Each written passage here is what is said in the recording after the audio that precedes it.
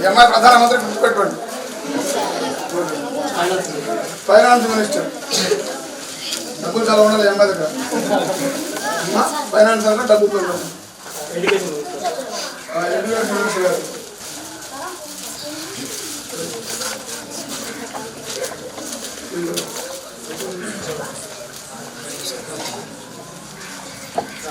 Home minister sir. Home minister. Police employee.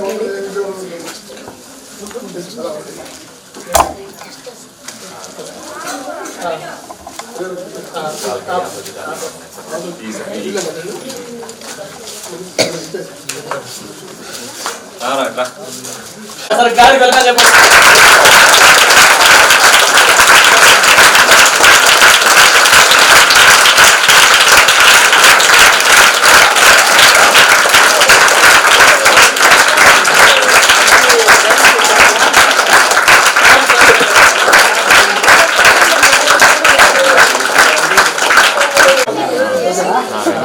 Opposition main leader, supporter leader. Support leader.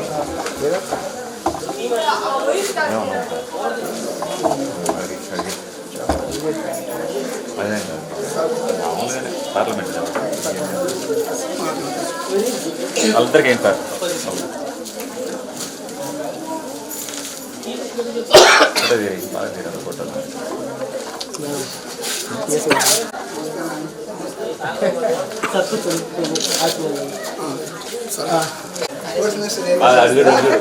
Photo sir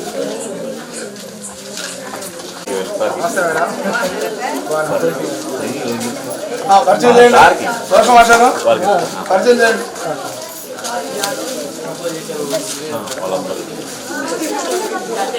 number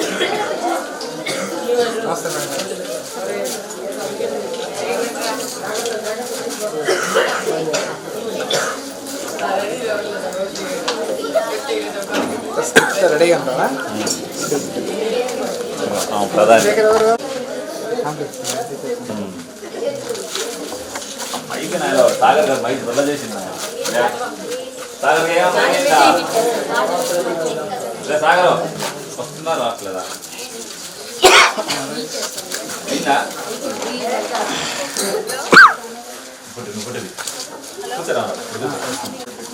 మన పాఠశాల ఉపాధ్యాయులకు అదేవిధంగా వారికి నా నమస్కారాలు. విద్యార్థులకు శుభాశీస్సులు. ఈ మాక్ పార్లమెంట్ అనేది ఇందాక మీ సోషల్ మాస్టర్ గారు చెప్పినట్లుగా నేను ఈ స్కూల్లో చేరినటువంటి 3వ రోజు 4వ రోజు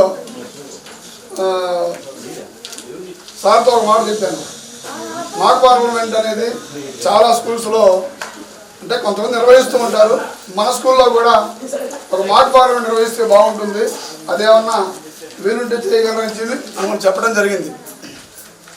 ఎందుకంటే దీనివల్ల ఎగ్జామ్స్లో ఎక్కువ మార్కులు వస్తాయో రావని కాదు, విద్యార్థుల్లో ఒక అవేర్నెస్, అసలు ఒక అవేర్నెస్ అనగానే సహజంగా దాదాపుగా డిగ్రీ చదివే పిల్లలు కూడా ఈనాడు రాజకీయంగా పెద్దగా అవగాహన లేదు. ప్రధానమంత్రి విధి విధానాలు ఏంటో, అసలు లోక్సభ అంటే ఏంటో, రాజ్యసభ అంటే ఏమిటో, లేదా అసెంబ్లీ అంటే ఏమిటో చాలామందికి తెలియదు. దీనివల్ల ఏంటంటే ఒకసారిగా నాకు కూడా తెలియకుండా 2 days అంతా అరేంజ్మెంట్ చేసి నేను రేపు భారత రాజ్యాంగ దినోత్సవాన్ని నేను జరుగుతాను సార్ అని చెప్పేసి నాకు చెప్పడం జరిగింది. కానీ ఆ రోజు మనకి యాక్టివ్గా సెలవు వచ్చింది. అయినప్పటికీ ఈరోజు మనకు కుదిరింది కాబట్టి ఆయన సభా పూర్వకంగా ఈ సోషల్ మాస్టర్ గారిని అభినందిస్తున్నాను. తప్పనిసరిగా మీ అందరి యొక్క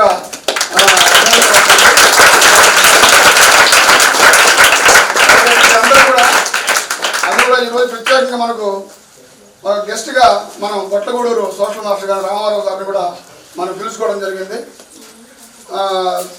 ఆయన కూడా సోషల్ మాస్టరే కాబట్టి మీకు కొన్ని విషయాలు చెబుతారు. మీరందరూ కూడా మంచిగా భయపడకుండా ఈ కార్యక్రమాన్ని విజయవంతం చేయండి. ఇది ప్రత్యేకంగా బట్టి ఒప్పజెప్పినటువంటి సబ్జెక్ట్ స్టోరీలు కాదు. అనంతరం అనుకుంటున్నాను కంబల్దిన్న జిల్లా పరిషత్ ఉన్నత పాఠశాల ప్రధానోపాధ్యాయులు గారికి, అలాగే హై స్కూల్ టీచర్స్, అలాగే మేడమ్స్, నాన్ టీచింగ్ అందరికీ కూడా నా యొక్క నమస్కారాలు. విద్యార్థులందరికీ కూడా నా యొక్క ఆశీస్సులు. మరి నవంబర్ 26 రాజ్యాంగ దినోత్సవం. ఆ రోజున మన స్కూళ్ళల్లో సాంఘిక శాస్త్ర దినోత్సవంగా జరుపుకుంటూ ఉన్నాం. అయితే ఈ సంవత్సరం నవంబర్ 26 ఆదివారం రావడం వలన మనం ఆ రోజు జరుపుకోలేకపోయాం. మీ సారు చాలా ఉత్సాహంగా మరి కొద్ది రోజుల్లోనే మంచి కార్యక్రమాన్ని ఏర్పాటు చేయడం మరి ఆహ్వానించదగ్గ విషయం. సార్ని ఖచ్చితంగా అభినందించాల్సిందే. టెక్స్ట్ బుక్లో చాలా పాఠాలు ఉంటాయి. మనము ఎంత చదివినా కూడా దాన్ని ప్రాక్టికల్గా చేయగలిగితేనే మనకి ఎక్కువ కాలం మనం మనసుల్లో మరి ఉండిపోతుంది. మనం చాలా కాన్సెప్ట్లు చదువుతూ ఉంటాం.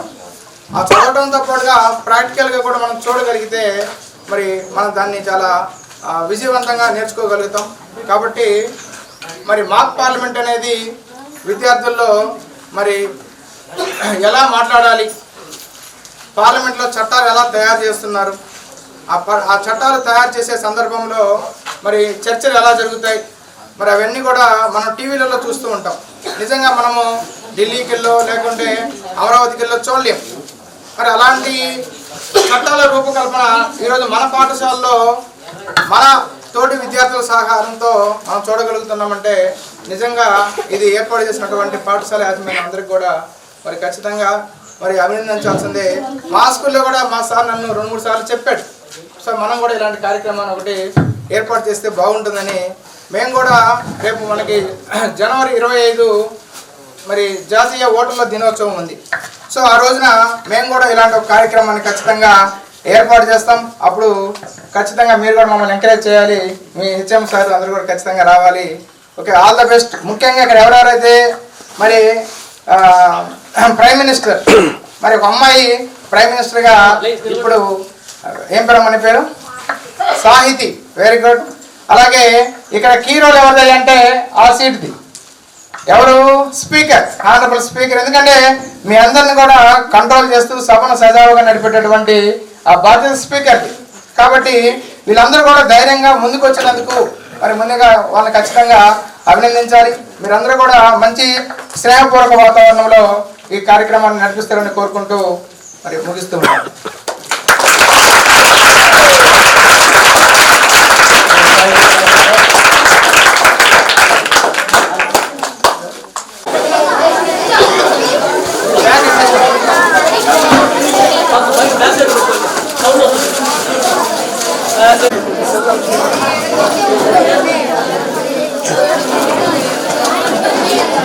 అవన్నీ కూర్చోండి, మీరు ఆ బల్ల మీద కూర్చోండి, కూర్చో అటు కూర్చోండి.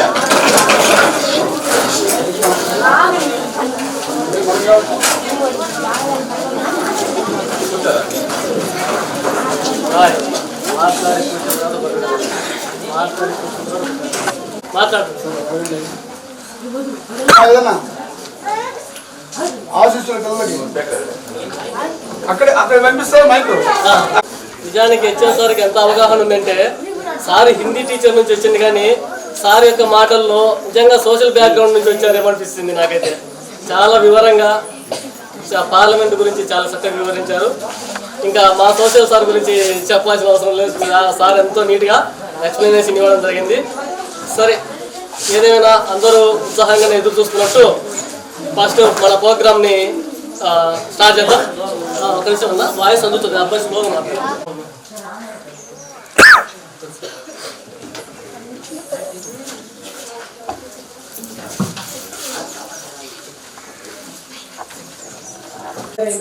అధికార ప్రతిపక్ష సభ్యులందరికీ నా యొక్క నమస్కారం. ముందుగా ప్రార్థనా జీవితంతో ప్రారంభిద్దాం.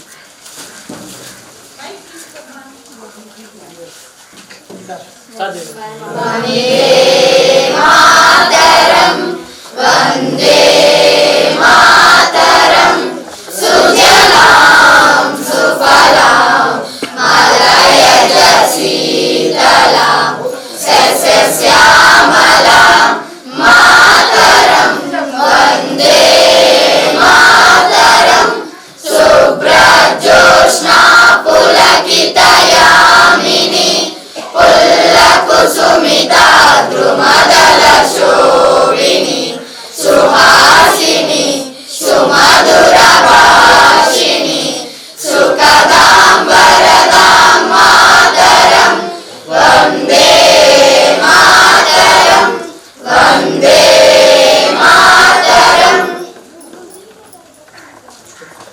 ప్రారంభించారు. అధ్యక్ష, మేము అధికారంలోకి రెండోసారి వచ్చినప్పటి నుండి 2019 మే 30 నుండి ఎటువంటి అవినీతి లేకుండా ఎంతో పారదర్శకంగా మా ప్రభుత్వం నడుస్తుంది. అంతేకాకుండా కనీస మౌలిక సదుపాయాలు ఏర్పాటు చేయడంలో, అభివృద్ధిలో ప్రపంచంలోనే అగ్రగామి దేశాలతో పోటీ పడుతోంది. వ్యవసాయ, నీటిపారుదల, రైల్వే, రోడ్లు, ఆరోగ్య రంగాలు, పారిశ్రామిక సేవా రంగాలు, శాంతి భద్రతలు నెలకొల్పడంలో మా ప్రభుత్వం ముందంజలో ఉండడానికి ఎటువంటి అతిశయోక్తి లేదు. చంద్రయాన్, మంగళయాన్, ఆదిత్య లాంటి ఎన్నో శాటిలైట్లు విజయంలో సైన్స్ అండ్ టెక్నాలజీలో మన దేశం డెవలప్మెంట్ చెందుతుందంటే ప్రపంచంలోనే దేశాలు నివ్వెరపోతున్నాయి. అధ్యక్ష, భారత్ అట్లుగా ఉంది. ప్రపంచంకెల్లా భారతదేశం నెంబర్ 1 స్థానంలో ఉన్నట్లుగా చెబుతున్నారు. ఢిల్లీలో ఏసీ రూమ్లో కూర్చుంటే అలాగే ఉంటుంది. ఢిల్లీ వదిలి గల్లీకి వస్తే ప్రజల కష్ట నష్టాలు తెలుస్తాయి. అధ్యక్ష, ప్రపంచం నివేదికలను పరిశీలిస్తే భారతదేశం ఎంత అభివృద్ధిలో ఉందో తెలుస్తుంది. శక్తివంతమైన పాస్పోర్ట్లో 80వ స్థానంలో ఉంది. కరప్షన్లో 70వ స్థానంలో ఉంది. గ్లోబల్ ఇన్నోవేషన్ ఇండెక్స్లో 90వ స్థానంలో ఉంది. మరి ముఖ్యంగా హ్యూమన్ డెవలప్మెంట్ ఇండెక్స్లో 170వ స్థానంలో ఉంది. ఇలా చెప్పుకుంటూ పోతే మరెన్నో ఉన్నాయి. టాప్ 10 రిమార్కర్ ఒకటన్నా ఉందా అధ్యక్ష?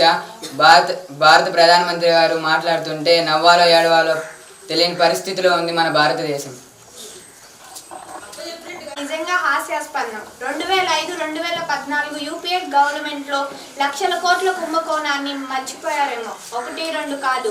ఈ కాంగ్రెస్ 1950లోనే ఆర్మీ జీపుల కొనుగోలుతో మొదలై 2005 2GB కుంభకోణం, కామన్వెల్త్ క్రీడల నిర్వహణలో అవినీతి, బొగ్గు కుంభకోణం, ఉపాధి హామీ నిధులు స్వాహా, హెలికాప్టర్ల కొనుగోలు, ఓటుకి నోటు మొదలైనవి. ఒక్కో అవినీతిలో లక్షల కోట్ల ప్రజాధనం వారి నాయకుల స్విస్ అకౌంట్లలో దాగి ఉంది. 2014 మా ప్రభుత్వ కాలంలో 55 లక్షల కోట్ల అప్పు ఉండేది అధ్యక్ష. కానీ ఈ ప్రభుత్వం ఆ అప్పును 155 లక్షల కోట్లకు పెంచింది. దీనికి ఆర్థిక మంత్రి సమాధానం చెప్పాలి. స్పీకర్ గారు, కళ్ళు ఉండి చూడలేని కబోదులి కాంగ్రెస్ వారు. అన్ని రంగాలలో మనం ప్రపంచంతోనే పోటీ పడుతుంటే అభివృద్ధి వీరికి కనిపించడం లేదు. ఏదో ఒకటి రంగాలలో వెనుకబడి ఉంటే అది భూతద్దంలో చూపించే ప్రయత్నం తప్ప ఏమీ లేదు.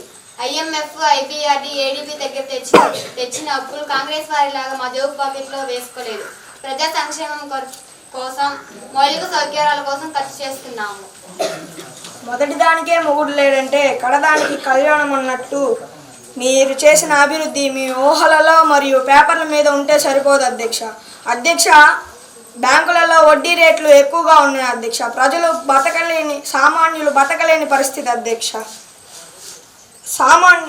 కేవలం కొన్ని కార్పొరేషన్ కంపెనీలు మాత్రమే వీరి ప్రభుత్వంలో అభివృద్ధి చెందుతున్నాయి అధ్యక్ష. పేదలు ఇంకా పేదరికంలోకి దిగజారిపోతున్నారు అధ్యక్ష. ఇన్ని లక్షల కోట్లు అప్పు చేసి మీరు సాధించింది ఏమిటి అధ్యక్ష? ఎకనామిక్ ర్యాంక్ ప్రపంచంలో 5వ అతి పెద్దగా దేశం గల భారతదేశం ఉంది. తొలిసారి చంద్రుని దక్షిణ ధ్రువంపై చేరిన దేశంగా GDP వృద్ధి రేటులలో 4 సంవత్సరాలుగా అత్యధిక ఆర్థిక వృద్ధి రేటు గల టాప్ మనం 7.7%తో ఉన్నాము. 1975-2014 వరకు విదేశీ శాటిలైట్ 35 మాత్రమే కక్షలో ప్రవేశపెడితే 2014 తర్వాత అంటే మా ప్రభుత్వం వచ్చిన తర్వాత 389 విదేశీ శాటిలైట్ ప్రవేశపెట్టి 12,000 లక్షల కోట్లు ఆర్జించింది. 5 కొత్త IITలు, 5 కొత్త IMIలు, 15 కొత్త తిరుగుల ఐటీలు, 10 కోట్ల మరుగుదొడ్లు, ఆర్టికల్ 370 తొలగింపుతో కాశ్మీర్ ప్రత్యేక రాజ్యాంగం గల రాష్ట్రం రద్దు, 12 కొత్త ఎయిమ్స్, 3 కోట్ల మందికి 3 కోట్ల కొత్త ఇల్లులు, 66 కొత్త విమానాశ్రయాలు, 2.35 లక్షల ఇల్లులు, 6 కోట్ల మందికి మంచినీరు, 50 కోట్ల మందికి ఆయుష్మాన్ భారత్, 2.5 లక్షల గ్రామ రోడ్లు, 73,000 కిలోమీటర్లు జాతీయ రహదారులు. ఈ అభివృద్ధి మీకు కనిపించకపోయినా ప్రజల హృదయాల వారి మనసులలో ఉంది. రాబోయే 2024 ఎలక్షన్లో మేము భారీ మెజార్టీతో గెలుస్తాము.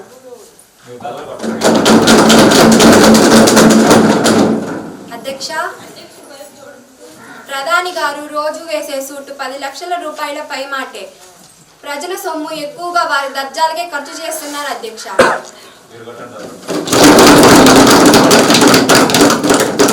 పెత్తనం చేశారు. ఒక టీ అమ్ముకునే వ్యక్తి ప్రధానమంత్రి ఆస్థానంలో అంతర్జాతీయ వేదికలపై మొదటి స్థానం పోషిస్తున్నారు. అందుకు తగ్గట్టుగా ఉంటున్నారా? మొదటి నుండి మీరు సూట్లు వేసుకోలేదా? సూట్లపై ఫ్లవర్స్ పెట్టుకోలేదా? చాచా చీచీ అని అనవసరమైన ప్రచారం చేసుకోలేదా?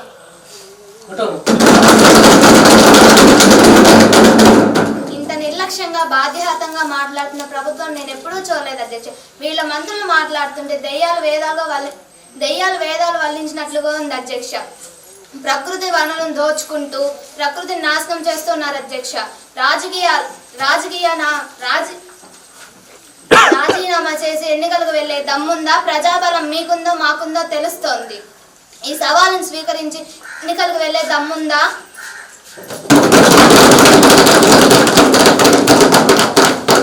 బొగ్గుగనుల కుంభకోణంలో మీ కాంగ్రెస్ మంత్రులు జైలు జీవితం అనుభవించిన చరిత్ర మీకు తెలియదు కాదు.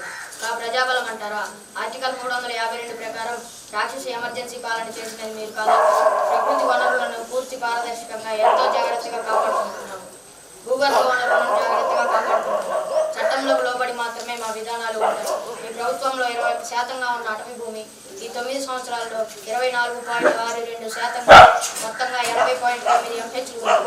106 జాతీయ పార్కులు, 75 జాతీయ ఉద్యానవనాలు, 53 టైగర్ రిజర్వులు, 115 రిజర్వ్ ఫారెస్టులు కలవు.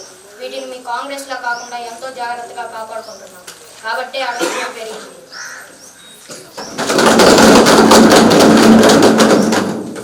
అధ్యక్ష, మన పర్యావరణ అటవీ శాఖ మంత్రి గారు మాట్లాడుతూ ఉంటే భూలోకంలోనే స్వర్గం చూపిస్తున్నారు. తేనెలకు మాటలతో తీయగా సమాధానం చెప్తున్నారు. ఈ ప్రభుత్వ తప్పులను ప్రతిపక్షాల మీద ప్రజల మీద వేయడంలో వీరే సాటి. అధ్యక్ష, అదే అడవులలో ఎక్కడ పడితే అక్కడ బాక్సైట్, యురేనియం, బొగ్గు మరియు ఎర్రచందనం దోచేస్తూ ఉంటే ఏం చేస్తుంది ప్రభుత్వం? అధ్యక్ష,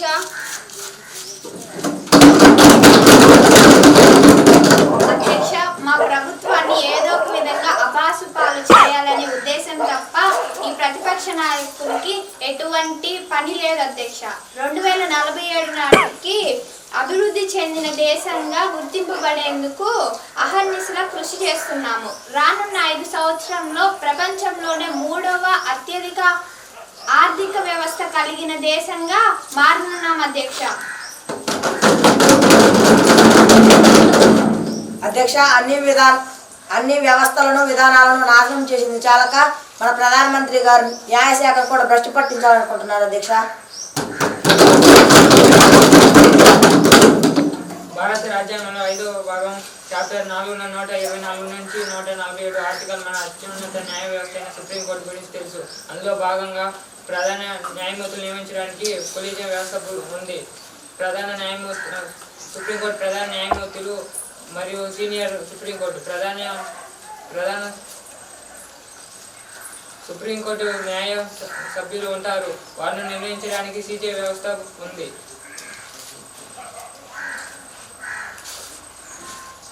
ఇది నడుస్తున్న విధానం ఉంది.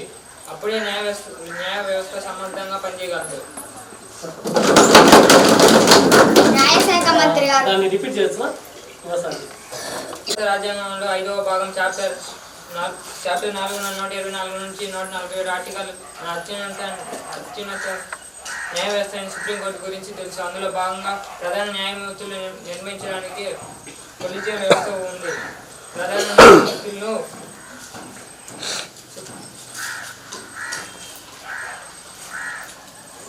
సుప్రీంకోర్టు ప్రధాన న్యాయమూర్తులు మరియు సీనియర్ సుప్రీంకోర్టు హైకోర్టు న్యాయమూర్తులు సభ్యులు ఉంటారు. వారిని నియమించడానికి సీజే వ్యవస్థ ఉంది. ఇది ప్రస్తుతం నడుస్తున్న విధానం. అప్పుడే న్యాయ వ్యవస్థ సమర్థంగా పనిచేయగలదు. సర్వస్వతంత్రంగా పనిచేస్తున్న వ్యవస్థ న్యాయ వ్యవస్థ. అట్టి న్యాయ వ్యవస్థను కూడా రాజకీయం చేయాలనుకుంటున్నారంటే వీళ్ళని ఏమనాలి అధ్యక్ష? వీళ్ళ ప్రజాస్వామ్యాలను కాపాడేది, న్యాయశాఖ సర్వస్వాతంత్రాన్ని కాపాడేది వీళ్ళేనా? ప్రస్తుత గవర్నమెంట్ న్యాయశాఖనే కాదు అధ్యక్ష, విద్యా వ్యవస్థలను కూడా వాళ్ళకి అనుకూలంగా మార్చుకుంటున్నారు. చరిత్రను వారికి అనుకూలంగా రాయించుకుంటున్నారు అధ్యక్ష.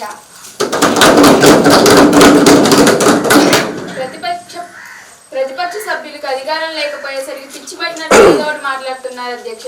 అసలు ఇన్ని రోజులు మనం నేర్చుకుంటున్న చరిత్ర అంతా కూడా బ్రిటిష్ వారి విద్యా విధానం ఆధారంగా వారు చూపించిన ఫేక్ ఎవిడెన్స్ తో వారికి అనుకూలంగా వ్రాసుకున్న భారతీయులను తక్కువ చేసి బ్రిటిష్ వారిని గొప్పగా పొగుడుతూ వారికి అనుకూలంగా వ్రాసుకున్నది ఆ చరిత్రని ఈ కాంగ్రెస్ కంటిన్యూ చేసింది అధ్యక్ష. కానీ మా ప్రభుత్వం వాస్తవాలను బయటికి తీయడానికి ఛాయాశక్తుల ప్రయత్నం చేస్తూనే ఉన్నాం. అందులో భాగంగానే భారతీయ విద్యా విధానం 2020లో తీసుకువచ్చాము. అందులో భాగంగానే 1+5+3+3+4 విధానం తీసుకువచ్చాము. ప్రాథమిక విద్య మాతృభాషలోనే కొనసాగుతుంది. NEP 2020 అనేది యాక్సెస్, ఈక్వాలిటీ, క్వాలిటీ, అకౌంటబిలిటీ అనే 4 స్తంభాలపై ఆధారపడి ఉంటుంది. బానిస మనస్తత్వం పెంపొందించే ఎడ్యుకేషన్ విధానం కంటే భారతీయ సంస్కృతి సాంప్రదాయాలు అధిక ప్రాధాన్యం ఇస్తూనే వాల్ నాలెడ్జ్ హబ్ అని భారత్ ఉండాలని కస్తూరి రంగన్ నేతృత్వంలో ప్రముఖులు పరిశోధించి రూపొందించినది NEP 2020. మా ప్రభుత్వ కాలంలో తీసుకొచ్చిన అత్యున్నత విధానం అని చెప్పుకోవడానికి గర్వపడుతున్నాను అధ్యక్ష. మన విద్యాశాఖ మంత్రి గారు చాలా సుదీర్ఘంగా తన వాగ్దాటితో సమాధానం ఇచ్చే ప్రయత్నం చేశారు. కానీ వాస్తవంలో వేరే విధంగా ఉంది. మన విద్యా విధానం ఎలా ఉందంటే అధ్యక్ష, కొన్ని రాష్ట్రాలలో ఇంగ్లీష్ మీడియం పెట్టి బలవంతంగా పిల్లల మీద ఇంగ్లీష్ మీడియం రుద్దుతున్నారు. మాతృభాషకు కొంచెమైనా ప్రాధాన్యత ఇవ్వలేదు. అలాంటి రాష్ట్రాల మీద చర్య తీసుకునే అధికారం మీకు లేదా అధ్యక్ష అని నేను ప్రశ్నిస్తున్నాను అధ్యక్ష. రాజకీయం పబ్బం గడుపుకోవడానికి వారిపై ఎటువంటి చర్యలు తీసుకోవడం లేదని ప్రజలకు బాగానే అర్థమవుతుంది అధ్యక్ష. 9 సంవత్సరాల నుండి అధికారంలో కొనసాగుతున్నప్పటికీ నిరుద్యోగం పేదరికం తగ్గలేదు. విద్యా వైద్య సదుపాయాలలో ఏ మార్పు లేదు. నీటి పారుదల మొదలగు రంగాలలో ఇంకా వెనకబడుతున్నాం. అధ్యక్ష, మీరు అంటున్నట్లు ప్రపంచాన్ని శాసించడం కాదు, ముందు దేశంలో ఉన్న సమస్యలకు జవాబు చెప్పమండి అధ్యక్ష. నీటి పారుదల కలిగిన భూమి దాదాపు 39 మిలియన్ హెక్టార్ల, దాదాపు 67% భూమి ఉంది. ఆహార ధాన్యాల ఉత్పత్తిలో 330 ఉత్పత్తి జరిగింది. దాదాపుగా 18వ వాటాలో GOPలో మా వ్యవసాయ రంగంలో వాటా ఉందనే మా ప్రగతికి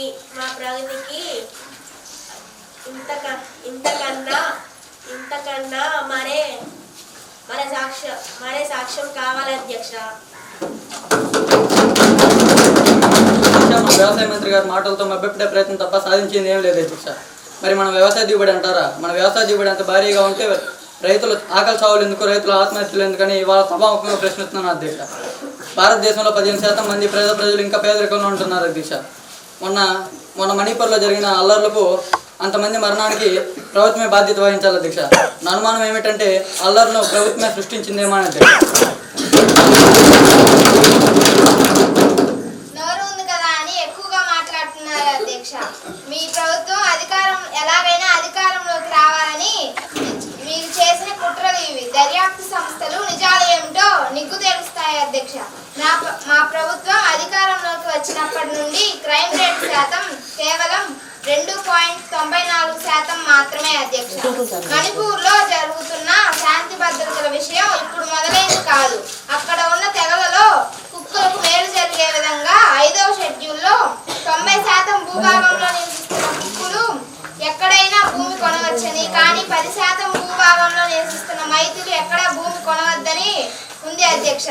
ఆర్టికల్ 19 ప్రకారం 5వ షెడ్యూల్ అంశాలు మైతీలకు వ్యతిరేకంగా ఉన్నాయి. కుక్కులు, మైతీలు, నాగతెగలకు సంబంధించిన రిజర్వేషన్లో అస్సాం హైకోర్టు తీర్పు ఇచ్చినప్పటి నుండి మణిపూర్లో శాంతి భద్రతలకు విఘాతం చోటు చేసుకుంటున్న విషయంలో మా ప్రభుత్వం సమర్థవంతంగా దీనికి త్వరలోనే పరిష్కారం చూపెడతామని నేను సభకు తెలియజేస్తున్నాను అధ్యక్ష. మణిపూర్లో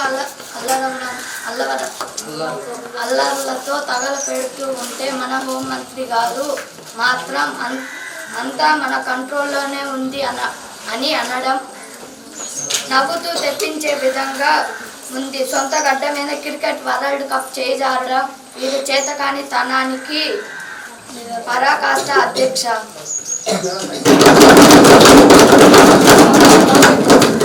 ఈ ఉద్దేశంలో నేను మరియు ప్రధాని గారు గ్రౌండ్లో క్రికెట్ వరల్డ్ కప్ గెలవాలనైనా ఆటల్లో గెలుపుకోవటంలో సహజం. 70 సంవత్సరాల క్రీడల పట్ల మీరు ఏమి చేస్తారో తెలియనిది కాదు.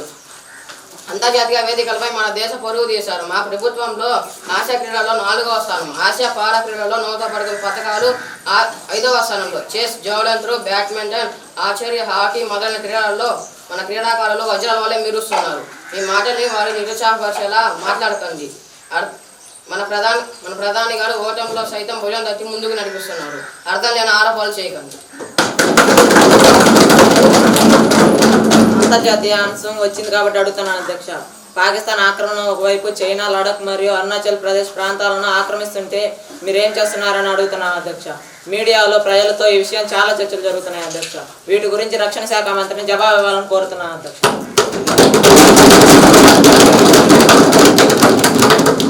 భారతదేశ సార్వభౌమత్వంపై దాడి జరిగితే చూస్తూ ఉండడానికి షర్ట్లో ఫ్లవర్ పెట్టుకోవాలి అధ్యక్ష. అది పాకిస్తాన్ అయినా, చైనా మరియు బంగ్లాదేశ్ అయినా దాడి చేయాలని ఆలోచన కూడా వారికి రాకుండా చేస్తున్నాం అధ్యక్ష. మన నేవీ, ఎయిర్ ఫోర్స్, ఆర్మీ బలగాలను తక్కువ అంచనా వేయవద్దు. ప్రపంచంలోనే 1 of the best defence country అని ఆయా దేశాలకు తెలుసు అధ్యక్ష. అందుకు ఉదాహరణగా సర్జికల్ స్ట్రైక్ మరియు మన రాయలు కూడా చాలా శక్తివంతంగా పనిచేస్తున్నారు అధ్యక్ష.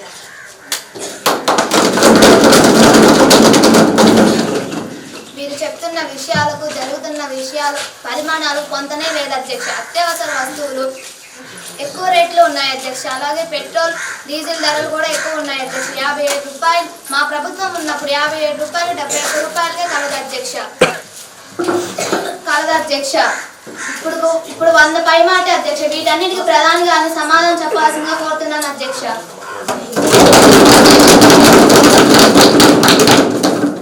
అధ్యక్ష, నిత్యావసర రేట్లు పెరుగుతున్నాయన్నది వాస్తవమే. సాధ్యమైనంత వరకు ఏం చేయాలో అది చేయటకు మేము ఎప్పుడూ సిద్ధమే. పెట్రోల్, డీజిల్ అనేవి అంతర్జాతీయ అంశాలపై ఆధారపడి ఉంటుంది. అది మీకు తెలియనిదేమీ కాదు. వీటికి సబ్సిడీలు ఇవ్వడానికి మరియు జిఎస్టీ పరిగణలోకి తీసుకురావడానికి అన్ని అంశాలు, ముఖ్యంగా ఒపెక్ దేశాల సహకారం కావాలి. దానికి ప్రయత్నం చేస్తున్నాము. వెనిజులా దేశం నుండి ముడి పెట్రోలియం కొనుగోలుకు ప్రయత్నం చేస్తున్నాము. స్వతంత్ర అనంతరం ఏర్పడిన అత్యుత్తమ ప్రభుత్వం మాదే అని చెప్పుకొనుటకు గర్విస్తున్నాం అధ్యక్ష. కరోనా సమయంలో 90 దేశాలకు కరోనా వ్యాక్సిన్లు సరఫరా చేశాం. ఏ దేశ పర్యటనకు వెళ్ళినా ఆ దేశ అత్యధిక గౌరవ మర్యాదలు మనకి దక్కుతున్నాయి. మా ప్రభుత్వ విధానమే కాదు, ఇది మన దేశం. దాన్ని ప్రతిపక్ష సభ్యులు అర్థం చేసుకోవాలి అధ్యక్ష. మీరు ఎంత విమర్శిస్తే మేము అంతకంటే మెరుగ్గా పనిచేస్తాము. మీ విమర్శలతో పాటు మీ విలువైన సలహాలు ఇస్తే వాటిని కూడా పరిగణలోకి తీసుకుంటాము. ఇదే పార్లమెంట్లో ఎంతో సభ్యులు తమ సేవలను అందించారు. ఈరోజు మాకు అవకాశం వచ్చినందుకు ఆనందంతో కూడిన గర్వంగా ఉంది. ప్రపంచంలోనే అగ్రగామి దేశాల్లో సరసన భారత్ను నిలబెట్టేందుకు దృఢ నిశ్చయంతో అహర్నిశల కృషి చేస్తాము. గౌరవ సభ్యులందరికీ, స్పీకర్ గారికి మా ప్రత్యేక ధన్యవాదాలు. వచ్చిన తర్వాత జై జవాన్ జై కిసాన్, బేటీ బచావో బేటీ పడావో, స్వచ్ఛ భారత్ అనే పథకాలను అమలులో పెట్టింది అధ్యక్ష. హాజరైన అధికార ప్రతిపక్ష సభ్యులందరికీ నా యొక్క ధన్యవాదములు. ఒకరిని తిట్టుకోవడం, సమయాన్ని వృధా చేయడం కాకుండా కుల చర్చ జరపడం ద్వారానే 140 కోట్ల ప్రజల జీవితాలు మన మీద ఆధారపడి ఉన్నాయి. కావున ప్రజలకు మెరుగైన చట్టాల పాలన అందించాలని కోరుకుంటూ ఈ వర్షాకాల సమావేశాన్ని ఇంతతో ముగిస్తూ మళ్ళీ కలుద్దాం. జై హింద్. సర్వే జన సుఖినో భవంతు. ప్రయత్నం చేస్తున్నాం. మా హిందీ మళ్ళీ ఎప్పుడు మాట్లాడతాం. నెక్స్ట్ టైం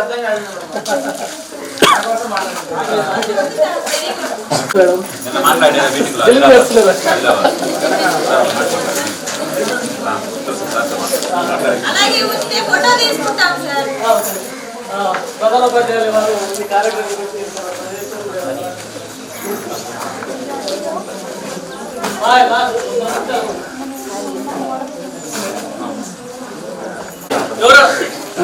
మాకు తెలియని విషయాలు కూడా ఈరోజు మీ ద్వారా మేము నేర్చుకున్నాం. కొంతమంది పిల్లలైతే మధ్యలో స్పీకర్ మౌనంగా ఉన్నారు, కానీ యాక్టర్ అయితే ఆ మధ్యలో మీరందరూ గొడవ చేస్తుంటే ఆర్డర్ అని చెప్పేసి అంటూ ఉండారు స్పీకర్. అది ఒక్కటే లోపం. అయితే చాలా ఎక్సలెంట్గా ఉంది సార్. సోషల్ మార్చాలు రండి, ప్రత్యేకంగా మీకు బాగా ఎక్సలెంట్ చేశారు కాబట్టి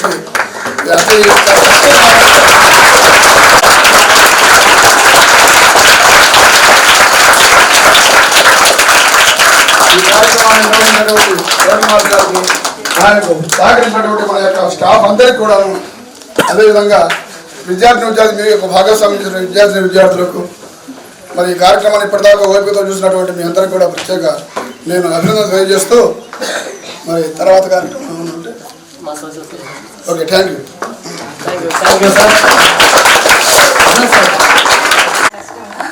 కానీ ఇవాళ అతి తక్కువ సమయంలో సోషల్ సార్ చాలా బాగా పికప్ అయ్యారు. ఫస్ట్ ఇదే కదా సార్, ఫస్ట్ టైము ఆయన కూడా చాలా సక్సెస్ఫుల్గా కంప్లీట్ చేశారు. పిల్లలు కూడా చాలా బాగా చేశారు. మీ అందరికీ కూడా బ్రైట్ ఫ్యూచర్ ఉండాలని మనస్ఫూర్తిగా ఆశిస్తూ ఈ ప్రోగ్రామ్ ఇంత సక్సెస్ఫుల్గా చేసిన సోషల్ సార్కి కంగ్రాట్స్ చెప్తూ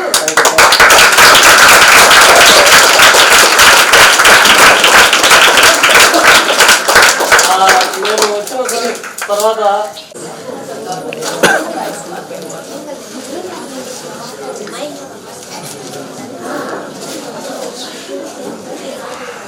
మాక్ పార్లమెంటు నిర్వహించినటువంటి సార్కి ముందుగా నా ధన్యవాదాలు. చాలా బాగా చేశారు. ఎవరి పోర్షన్ వాళ్ళు ఎవరికి ఇచ్చినటువంటి చాలా చక్కగా నిర్వహించారు. వాస్తవంగా నాకు తెలియదు అసలు పార్లమెంటు, అప్పుడప్పుడు టీవీలో చూస్తుంటాను, కానీ ఇలా ఉంటుందనేది మాత్రం నాకు తెలియదు. ఇదే ఫస్ట్ టైం నేను కూడా చూడము. అందరూ కూడా చాలా కొంతమందికి అయితే ఒక 1 అవర్ ముందే కొన్ని డైలాగ్స్ చెప్పారు సార్, అవి కూడా నేర్చుకున్నారు. పిల్లలందరూ చాలా చక్కగా పార్టిసిపేట్ చేశారు. మీ భవిష్యత్తులో మీరు ఇలాగే ఇంకా ముందుకు ఎదగాలని ఆశిస్తూ, స్పీకర్ కూడా చాలా చక్కగా చేశారు. మీ అందరికీ హృదయపూర్వక అభినందనలు తెలియజేస్తూ ఇంకా మంచి విషయాలు ముందు ముందు నేర్చుకొని ఇలాగే ఒకవేళ ఫ్యూచర్లో మీరు కనుక మినిస్టర్స్, పిఎంలు, సీఎంలు ఏమో చెప్పలేము ఎవరేమవుతారు కదా. సో మీరు కూడా మంచి వాల్యుబుల్ విషయాలు నేర్చుకొని దేశానికి మంచిగా దేశ ప్రగతికి తోడ్పడే విధంగా ఉపయోగిస్తారని కోరుకుంటూ ఈ సమయం ఇచ్చినటువంటి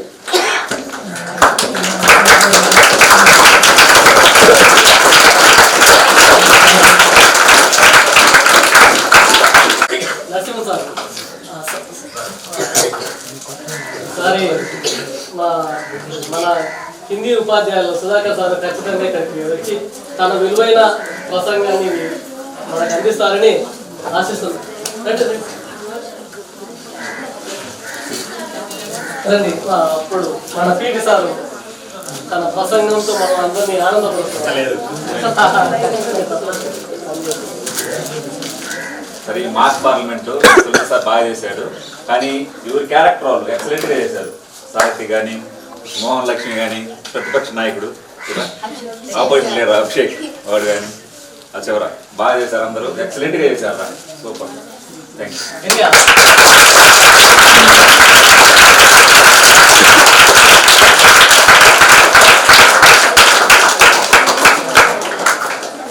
వాస్తవమే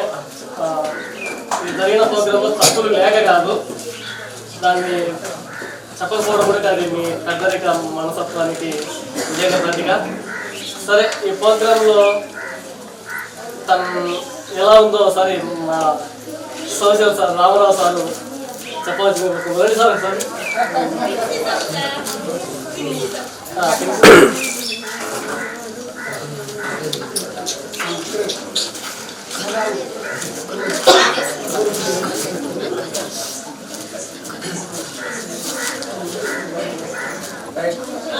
బాయ్ మాట్లాడదాము ఒక 10 నిమిషాలు.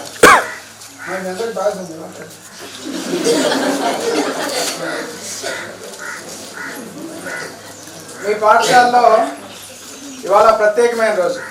ఎందుకంటే ఇంతకుముందు ఎప్పుడు ఇలాంటి కార్యక్రమం మీరు చూసి ఉండరు.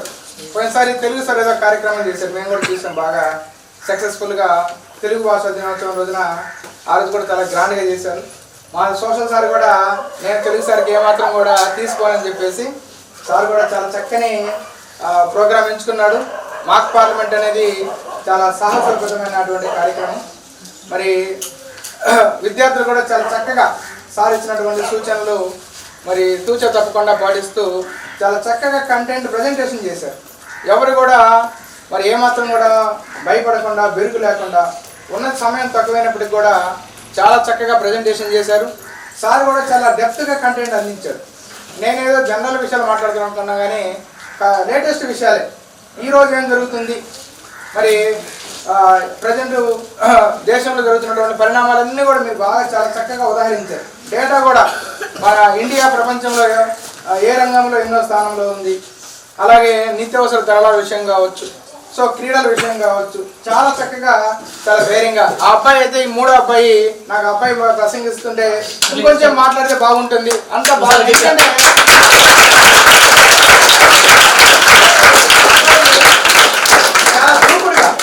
చాలా దూకుడుగా ఆ దూకుడుతనం ఉండాలి.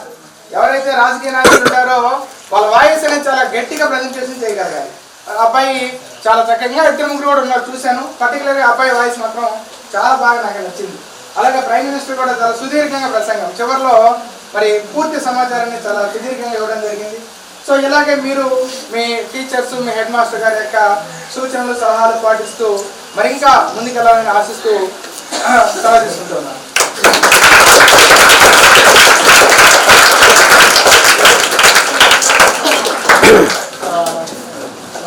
రామారావు సార్కి నిజంగానే మనస్ఫూర్తిగా థ్యాంక్స్ చెప్పుకోవాలి. జస్ట్ ఫోన్ చేసినా వితిన్ 10 నిమిషాలు వచ్చారు అంతే. కనీసం అంత కోఆపరేషన్ అనేది నిజంగా తక్కువ. ఎందుకంటే ఇలాంటి కార్యక్రమాలు మేము ఫర్దర్గా ఇంకా ఏమన్నా చేయాలనుకుంటే సార్ మంచి సజెషన్ ఇస్తాడనే ఉద్దేశంతోనూ, ప్లస్ కొంచెం సబ్జెక్టు రిలేటెడ్గా ఉంటుందనే ఉద్దేశంతోనూ సార్ ఫోన్ చేయడం ఆలస్యం అదేనంటూ సార్ రెక్కలు కట్టుకొని వాలిపోయాడని ఆ విధంగా వచ్చినందుకు నిజంగా మనస్ఫూర్తిగా చాలా థ్యాంక్ యూ సార్. ఇంకా ఎవరైనా పిల్లలు వాలంటరీగా ప్రధానమంత్రి గారు సార్ గట్టిగా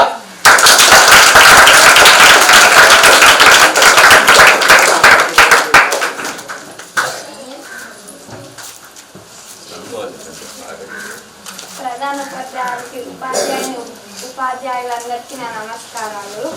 ఈ మాక్ పార్లమెంట్ను బాగానే సక్సెస్ చేశామని అనుకుంటున్నాము.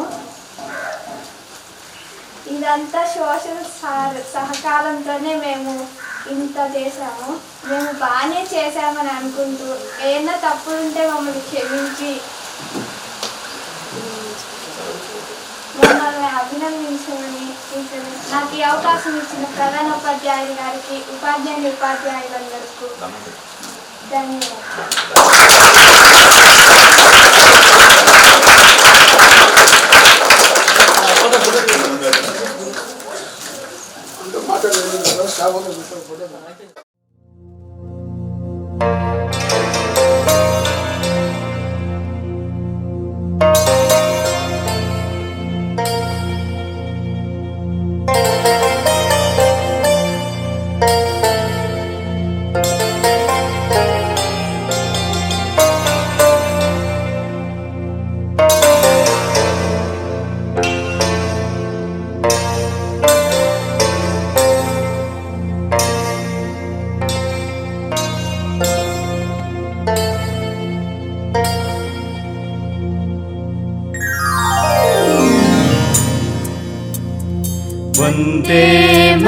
మాతరం వందే మాతరం సుజలా సుఫలా మలయజ శ్రీతలా సస్యశ్యామలా మాతరం వందే మాతరం వందే మాతరం శుభ్రజ్యోత్స్నా పులకితయామినీ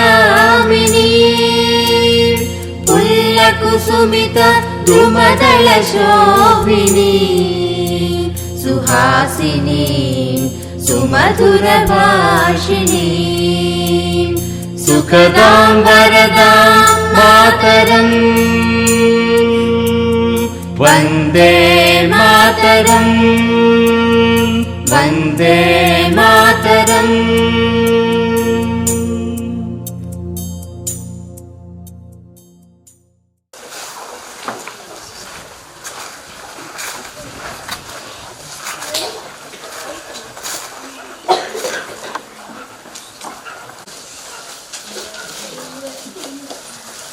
ఈరోజు మా పాఠశాలకు పిలవగానే ఇందాక మన సోదరు చెప్పినట్టుగా కొట్టగూడు సూర్యకుమార్ గారు మన పాఠశాలకు చేతికి వచ్చారు. సంతోషించారు మీరు ఇక్కడ రావడం అనేది. ఈ సందర్భంగా చిన్న నాకే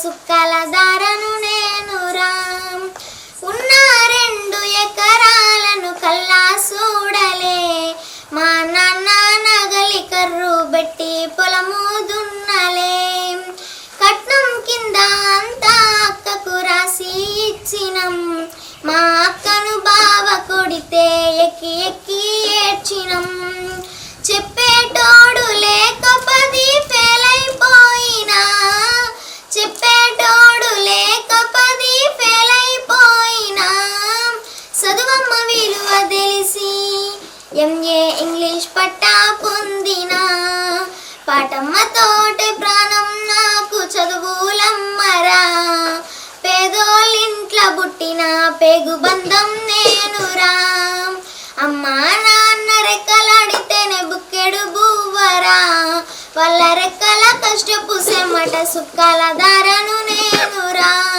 వాళ్ళ రెక్కల కష్టపు సెమ్మట సుక్కల దారను నేనురా. కొంతమంది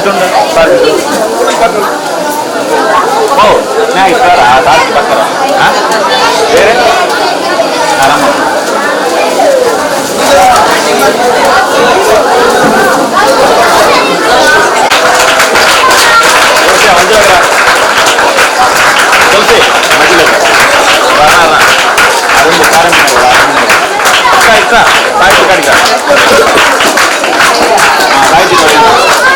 అంతే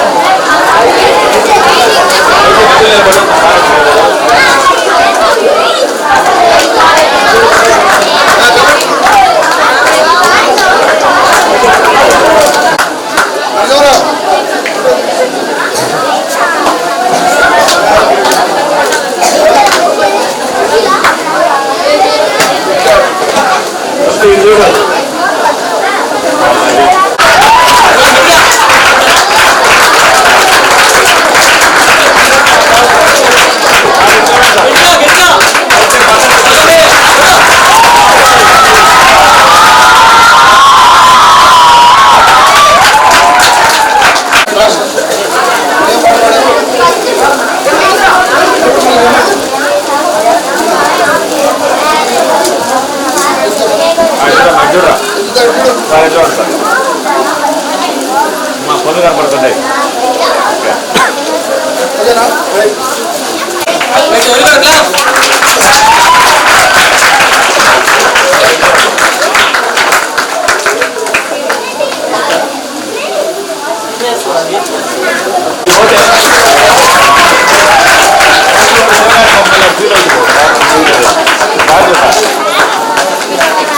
నవ్వురాదురా అది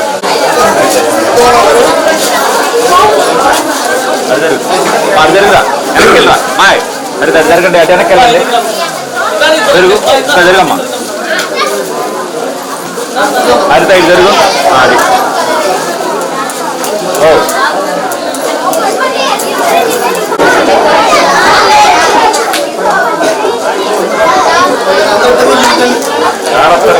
ముందు పెట్టండి మన వేదమ్మా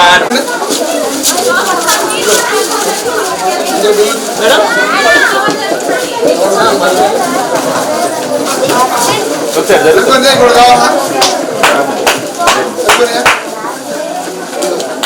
జరుగు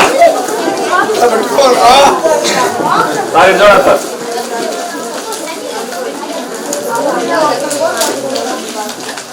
కొలిసేవాడు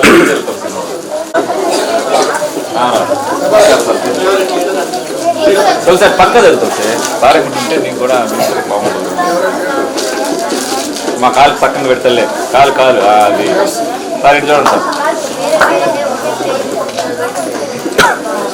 సార్ 6th క్లాస్